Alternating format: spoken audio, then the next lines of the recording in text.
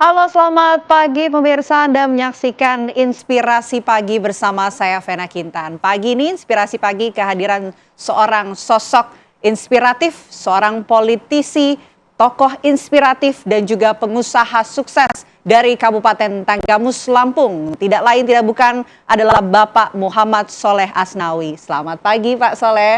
Pagi. Sehat Pak Soleh? Alhamdulillah sehat. Alhamdulillah sehat. Pak Soleh, sebagai sosok inspiratif yang pagi ini kami hadirkan, Pak. Mungkin bisa cerita, ini kan Pak Soleh pengusaha sukses iya. Sekarang juga terjun di dunia politik menjadi politisi juga iya. Apa sih Pak yang sebetulnya menjadi latar belakang dari keluarga Pak Soleh untuk bisa mempengaruhi perjalanan hidup sampai karir Pak Soleh sampai saat ini? Saya lahir 65 tahun yang lalu ya, tepatnya di Bani Agung, Talang Padang, dari keluarga besar petani. Jadi orang tua saya memang asli petani dan ibu saya juga begitu. Dan alhamdulillah dalam lingkungan kami itu lingkungan yang memang sangat sederhana ya untuk itu. Dan saya juga, tapi walaupun orang tua saya petani, mereka sadar betul bahwa anaknya harus ada pendidikan. Jika saya bisa sekolah, bisa SMP sekolah, bisa dimasukkan di pesantren, dan bisa SMA, dan bahkan bisa kuliah sampai selesai. Gitu. Oke, jadi memang keluarga dari Pak Soleh ini tetap memberikan dukungan untuk Pak Soleh bisa tetap sekolah dan mengemban pendidikan yang luas begitu Pak? Iya, tetap. Jadi memang mereka fokus. Rupanya mereka kan seorang tua seorang petani, cuman juga orang bergaul ya. Bergaul dengan pihak-pihak lain yang memang sama-sama mengerjakan aset-asetnya. Ya di pihak orang Jawa misalnya atau orang Sunda misalnya, aset orang tua saya itu dikerjasamakan dan mereka melihat sejauh mana ini keunggulan apabila memang itu anak-anaknya disekolahkan. Gitu. Iya. Tapi mungkin orang tua dari Pak Soleh pernah membayangkan nggak sih anak Bapak begitu melihat latar belakang keluarga yang tidak kurang begitu, yang biasa saja begitu. Tapi ternyata bisa menjadi sosok yang luar biasa, sukses seperti sekarang, menjadi pengusaha yang memberikan banyak manfaat untuk masyarakat di luar sana. Pernah terbayang nggak sih orang tua dari Pak Soleh? Saya kira saya nggak bisa menerka ya, tapi paling tidak mereka selalu optimis. Selalu percaya diri apabila memang memberikan sesuatu kepada saya untuk kepentingan pergaulan saya misalnya, untuk kepentingan sekolah, mereka tetap percaya diri. Saya yakin mereka juga punya bayangan seperti itu barangkali ya. Mungkin sudah bisa melihat ya potensi dari Pak Soleh dari kecil. Oke, Pak Soleh, mungkin kita bicara soal perjalanan Pak Soleh sebelum sampai ke titik saat ini ya Pak. Sebelumnya ini kalau saya baca-baca dan dapatkan informasi juga katanya Pak Soleh selama masih berkuliah ini sudah mulai melakukan atau menjalankan usaha dari Pak Soleh. Nah ini gimana Pak ceritanya? Oh iya, awal saya waktu masuk kuliah, karena memang saya lihat ya, saya harus punya masa depan yang bagus. Dan saya melihat orang-orang lain begitu sukses, oleh karenanya saya coba ikut untuk kerja. Pertama saya sebagai sales representatif, sales perwakilan dari otomotif. Dan karena memang karir saya bagus dan saya memang punya jiwa usaha untuk itu, akhirnya saya dapat kepercayaan dari pemilik perusahaan untuk membuka cabang. Dan akhirnya juga cabang itu diserahkan sepenuhnya kepada saya untuk memiliki tentang itu. Umur berapa Pak itu jadi sales waktu kuliah? Saya masih umur 27 tahunan barangkali ya, 25 tahun, 24 tahun. 23 tahun sebelum saya menikah. 23 tahun menjadi sales dan kemudian tadi dapat kepercayaan untuk membuka cabang dan saya diberikan kepercayaan untuk memegang cabang dan akhirnya cabang itu diberikan kepada saya dan saya kelola sendiri dengan tentu bantuan moral dari mereka. Bantuan moral, bantuan itu manajemen, saran-saran dari mereka. Dengan latar belakang keluarga yang biasa Pak, apa yang kemudian membuat Pak Soleh ini bersemangat begitu, termotivasi, survive untuk memberikan yang terbaik Ya karena saya melihat keluarga saya keluarga biasa, keluarga yang kelas-kelas bawah katakanlah dari orang lain, dan sementara saya melihat orang-orang lebih maju. Oleh karenanya saya termotivasi, terdorong untuk bisa bagaimana untuk generasi saya nanti akan bisa sama dengan orang lain, bukan seperti orang tua saya. Oke. Gitu. Kan tadi baru sampai cerita dapat ini ya Pak, kepercayaan gitu. Nah, untuk bisa sampai ke titik jadi pengusaha sukses Pak, mungkin bisa diceritakan sedikit Pak? Ya, saya kira dalam usaha, dalam apapun bentuk usaha itu pasti penuh dinamika. Nah, oleh karenanya saya ingat betul tahun 88 ada gebrakan Sumarlin waktu itu.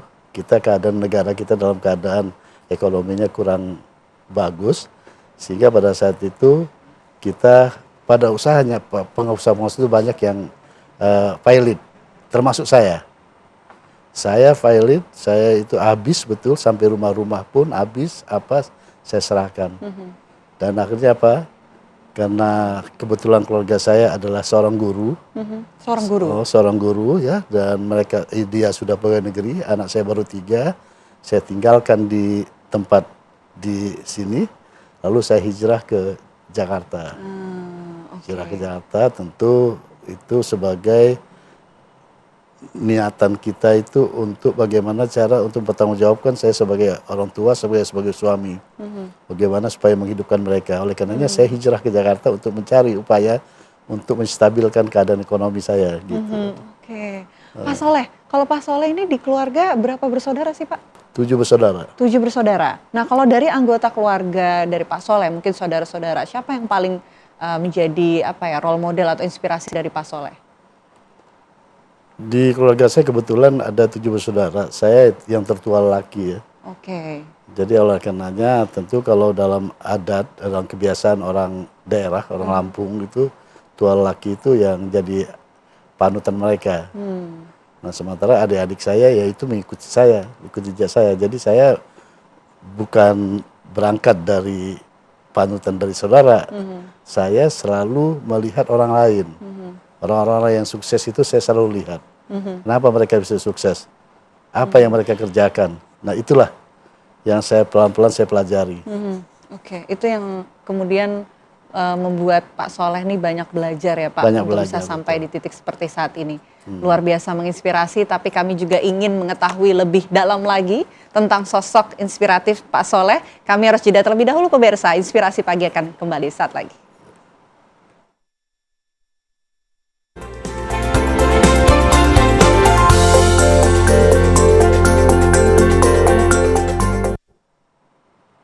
Anda kembali menyaksikan Inspirasi Pagi, masih bersama dengan sosok inspiratif kita. Ada Pak Soleh Asnawi yang merupakan anak petani, lahir di Banding Agung, Talang Padang, Kabupaten Tanggamus, Lampung, Pak Soleh. Ya, ini kan saya tertarik ya dengan background dari Pak Soleh yang merupakan pengusaha sukses. Tadi kita sudah singgung sedikit mengenai perjalanan bisa sampai usahanya sukses seperti saat ini. Mungkin Pak Soleh bisa cerita lagi Pak, awal mula kemudian usahanya dimulai gitu. Apa sektor yang ditekuni oleh Pak Soleh begitu dan kenapa milih sektor itu Pak?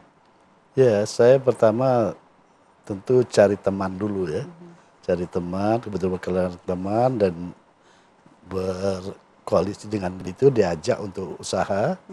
Dan saya usaha yang pertama sekali kita itu adalah pengadaan lahan. Jadi kontraktor untuk pengadaan lahan bagi developer. Sampai pada akhirnya tadinya developer kecil sampai developer besar, developer nasional, kita jadi pengadaan lahan. Jadi kontraktor untuk khusus pengadaan lahan. Karena pada dasarnya kalau mereka itu untuk membebaskan lahan, kalau dari pengembang itu sendiri yang langsung, itu tidak ada jaminan untuk mereka. Tapi kalau melalui kontraktor, tentu kontraktor ini akan menjamin 100% tentang keadaan fisik daripada lahan yang dibebaskan itu. Itu yang mendasari Pak Soleh kemudian terjun ke usaha di pengadaan lahan itu Pak? Ya, pengadaan lahan itu. Selain pengadaan lahan, adakah sektor lain yang kemudian ditekuni oleh Pak Soleh? Setelah kita berhasil, pengadaan lahan berhasil, itu berapa tahun ya, dan akhirnya hasil-hasil itu kita kumpulkan kita untuk membuka usaha pribadi. Usaha pribadi, usaha rumahan, yaitu misalnya salah satu usaha wisata. Ya. Wisata religi kita buka, wisata kuliner juga kita buka, ada pemancingan dan cukup terkenal di daerah Tangerang Selatan itu, Lubana Sengkol. Sekaligus terakhir kita juga buka manasik haji. Manasik Nah, haji. miniatur dari Mekah, ya, Ka'bah dan lainnya sebagainya, itu untuk memberikan edukasi kepada orang-orang yang akan berangkat haji. Kita siapkan sarana-prasarananya ada di situ. Oh gitu. Iya. Kalau wisata religi apa sih Pak spesifiknya yang dijalankan oleh Pak Soleh? Gimana? Wisata religi? Wisata religi itu ada di Bogor, itu ada keramat tua. Kebetulan kita beli tanah, ada keramat tua ada di situ. Dan sekaligus ada beberapa pesantren misalnya. Pesantren, kami adakan pesantren. Dan macam-macam yang terkait dengan untuk Islam ya. Itu kita ada di sana. Ini kalau saya lihat sektor-sektor usaha yang dijalankan oleh Pak Soleh nggak cuman soal untuk bisnis aja atau usaha saja ya Pak, tapi banyak juga yang memberikan edukasi untuk masyarakat luas. Mulai dari tadi wisata religi, kemudian ada manasik haji ya Pak, untuk memberikan edukasi juga ya Pak ya. Jadi kecuali memberikan edukasi, kalau seperti wisata religi dan itu pesantren itu di Bogor itu khusus, itu gratis kita. Itu sebagai kompensasi kita atas hasil-hasil yang kita dapatkan. Itu kalau istilah dalam undang-undang itu CSR, kalau kami itu memang ada kewajiban sebagai orang mukmin ya, Islam, mengeluarkan bagian daripada hasilnya. Nah itu kita prioritaskan di situ. Nah jadi di Bogor itu memang betul-betul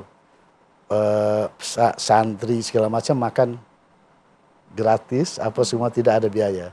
Dan kita lengkapi semua fasilitasnya ada di situ. Jadi memang memberikan manfaat bagi untuk masyarakat luas masyarakat ya? luas. Oke. Nah bicara soal manfaat Pak, ini kan dengan usaha dari Pak Soleh tentunya juga banyak membuka lapangan-lapangan begitu. Nah kalau Pak Soleh nih dalam membuka lapangan kerja bagi ratusan orang ini seperti apa melihat? Ya seperti tadi saya katakan di Tangerang Selatan itu kita membuka wisata ya, wisata kuliner. Ada lengkap di situ, besar sekali, ada 10 hektar itu. Itu kita khusus untuk membantu masyarakat sekitar, untuk mereka bisa bekerja.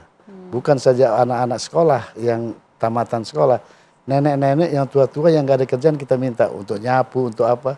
Karena pada dasarnya kita ingin setengah sosial lah untuk mereka. Sebagai tanggung jawab sosial kita terhadap lingkungan yang ada. Termasuk di manasik haji itu kita buat sedemikian rupa, dan itu melibatkan orang-orang lingkungan semua. Nah kecuali untuk memotivasi mereka, supaya lebih agamis itu, dan mereka juga bisa menghasilkan di sana. Gitu.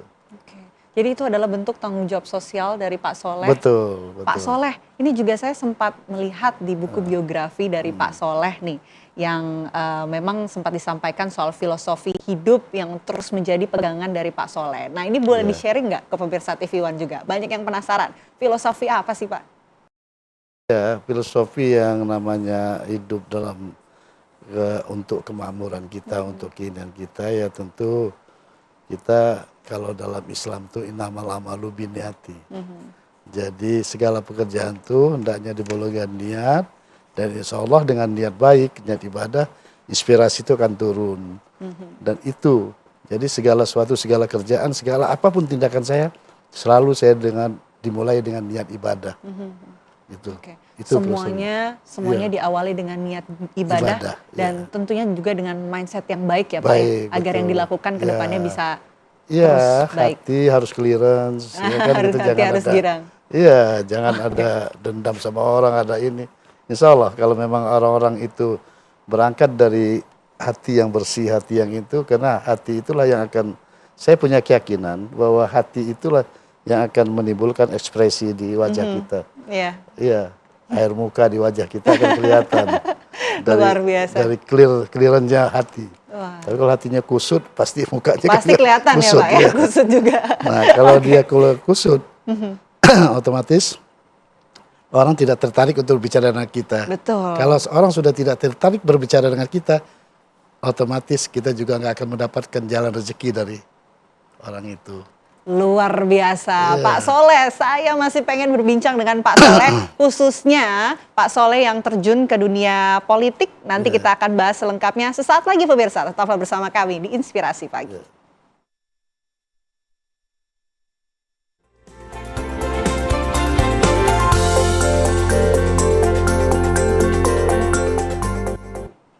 Ya, kita lanjutkan perbincangan kita bersama dengan tokoh masyarakat dari Tanggamus, Lampung, Pak Soleh.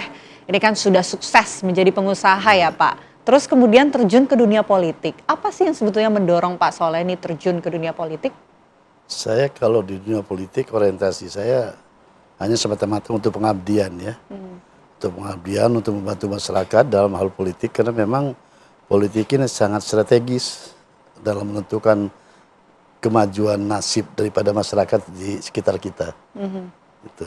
Oke, jadi itu yang mendorong Pak Soleh kemudian terjun ke dunia politik. Iya, betul. Nah, mungkin bisa cerita sedikit Pak mengenai perjalanan politik dari Pak Soleh sampai dengan saat ini. Kalau terakhir sih yang saya dengar ini pernah menjadi pimpinan wakil ketua DPRD di Kota Tangerang Selatan, kemudian juga sempat menjadi anggota DPRD di Tangerang Selatan. Seperti apa Pak Soleh? Ya, saya awal dari tahun berapa ya, waktu itu sebelum saya hijrah ke Jakarta, hijrah ke Tangerang, saya di sini udah beberapa ormas besar saya pegang. Waktu itu saya ingat betul, tahun 79, 78, saya dilantik oleh Pak Gapur, waktu Menteri Tenaga Kerja, Menteri Pemuda dan Olahraga, sama Pak Duladi pada saat itu, di Prangseu, dilantik sebagai Ketua GAKPI, Ketua Umum GAKPI. Gabungan Karyawan Pembangun Indonesia. Itu Pak Gapur langsung melantik saya dan bahkan Pak Gapur sampai main ke Talang Padang Bani Agung. Sampai ke masjid dan minta kita pakaikan adat. Berawal dari situ saya hijrah ke Jakarta, hijrah ke Tangerang. Tentu itu tidak lepas karena memang hobi saya untuk organisasi. Ya saya ada pegang beberapa organisasi yang ada di situ. Kemudian baru setelah itu baru masuk ke partai politik. Oke, kalau pencapaian Pak sama dunia karir ini kan sudah lama ya berkecimpung di dunia politik dari tahun 70-an tadi disampaikan. Pencapaiannya sampai saat ini apa? Alhamdulillah pencapaian terakhir saya bahwa saya jadi anggota legislatif di Kabupaten Tangerang ya. Ketika Kabupaten Tangerang apa dimecah Tangerang Selatan, dipecahkan dari Tangerang Selatan itu itu ke Tangerang Selatan, saya juga pindah ke Tangerang Selatan. Jadi saya jadi anggota Dewan DPRD dari Kabupaten Tangerang sampai di Tangerang Selatan. Dan Tangerang Selatan terakhir saya adalah salah satu wakil pimpinan di DPRD. Ya, Tangerang Selatan. Oke, Pak, ini kan sudah lama ya terjun di dunia politik. Tentu juga yang jadi pertanyaan ini adalah bagaimana kemudian Pak Soleh bisa tetap mempertahankan integritas dan juga kejujuran selama berkarir di dunia politik. Ini bagaimana mempertahankannya Pak? Iya, memang saya dalam rangka untuk politik karena itu orientasinya untuk pengabdian ya. Sebagai pengabdian sebagai anggota masyarakat yang memaham tentang politik. Ya, sedangkan politik itu sangat penting, sangat berperan dalam mengatur tata kehidupan masyarakat. Dan oleh karenanya sebelum saya turun itu berarti saya harus betul-betul ke politik itu hanya untuk pengabdian, bukan untuk mencari uang. Oleh karenanya sebelum saya jadi pengusaha dulu. Sukses saya jadi pengusaha, saya tidak perlukan itu baru saya fokus ke politik juga. Jadi saya sejalan. Sehingga akhirnya saya di politik betul-betul fokus untuk bagaimana mewakili masyarakat untuk memajukan kepentingan-kepentingan mereka demi kemaslahatan daerah itu. Oke, jadi tentunya sebelum terjun ke dunia politik, Pak Soleh mempersiapkan bekal yang luar biasa banyak betul. Juga begitu Pak untuk mengabdi kepada masyarakat sebelumnya.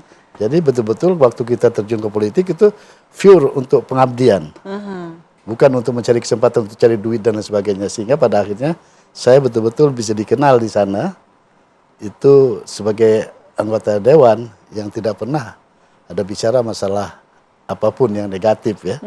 Alhamdulillah sampai hari ini masih dikenang sama masyarakat. Masih dikenang sama pejabat. Terakhir Pak, ada nggak yang ingin mungkin Pak Soleh sampaikan ke pemirsa, masyarakat di luar sana?